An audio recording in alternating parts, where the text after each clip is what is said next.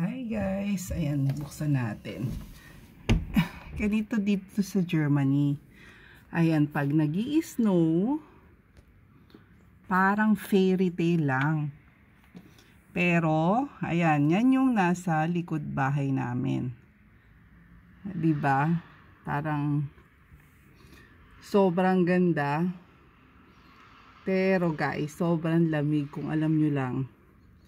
At ang problema nito, pag may kasamang ulan ng snow, yun ang mahirap kasi siya masyadong messy sa daan. Tsaka ang hirap mag-drive.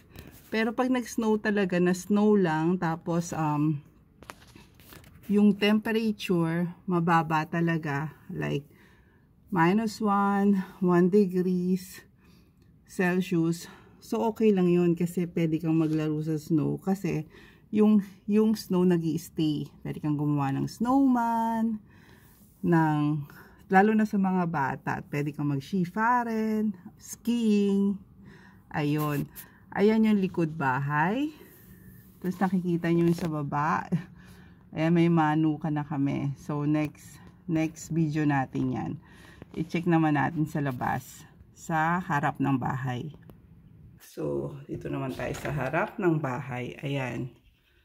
Ayan, dyan nagdadaan yung mga sasakyan. So, tignan nyo yung daan. Ayan. So, maganda siya ngayon kasi sobrang lamig. Nasa 1 degree Celsius kami. Pero, yun nga, sana wag mag 4 degrees. Kasi pag 4 degrees, matutunaw lang din sa lahat. So, ang hirap pag ganun.